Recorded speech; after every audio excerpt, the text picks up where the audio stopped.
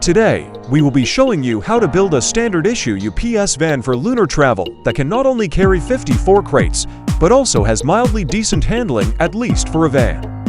Little Memey John, after destroying a municipal courthouse, decided to flee to the moon, which is where he has been for the past month or so, in order to evade the authorities for the time being, or maybe perhaps it was because he knew something was about to happen. Little Memey John needed to make money quick, so took up delivery and decided to join UPS. However, when they sent in the van, it was disassembled like a Lego set, so now Little Memey John has to build it. First, we start off with the base frame, which is where the majority of the functionality comes from.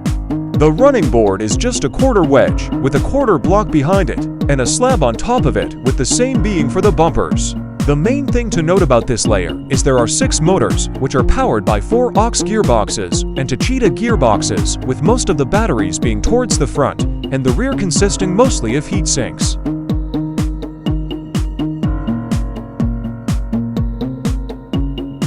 Make sure you use double wishbone suspension, because the conventional McPherson strut doesn't work all that well for such a heavy build, as pictured here.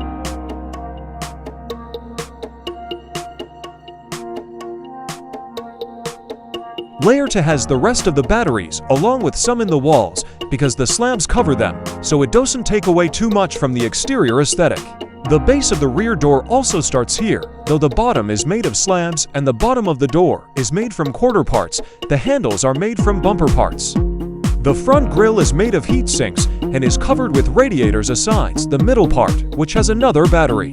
The fenders consist of slab wedges, and the entry point is also these wedges, though a ladder part exists to make climbing in easier.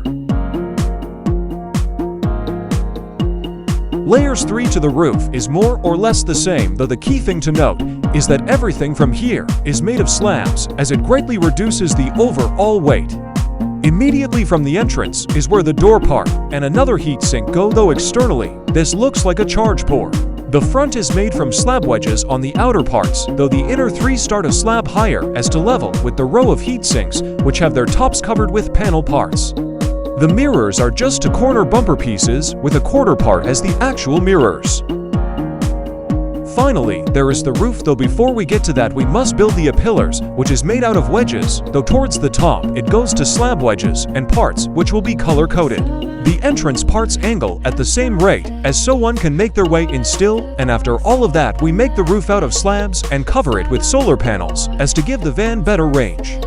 6 motors use a lot of energy, and in the end, we have our standard issue UPS van that comes in at $1,418,500, meaning many won't be able to build this until later in the gameplay loop.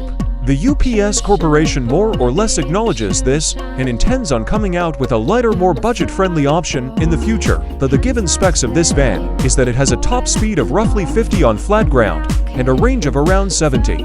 0 fully flooring it, and it functions just fine on the lunar surface, as will be demonstrated now. As we can see, it works perfectly fine on the lunar surface. And Little Memey John can deliver all the packages any base and or colony needs without much issue, while he evades the destruction of, the authorities. Yes, it's just the authorities. Make sure to like, share, and subscribe so we can have a full fleet of UPS vans to terrorize all the other inferior delivery companies, and together, we can rule over the lunar logistics as father and son. This van can handle anything: craters, rocks, rough terrain. There's almost nothing that can stop this whatsoever.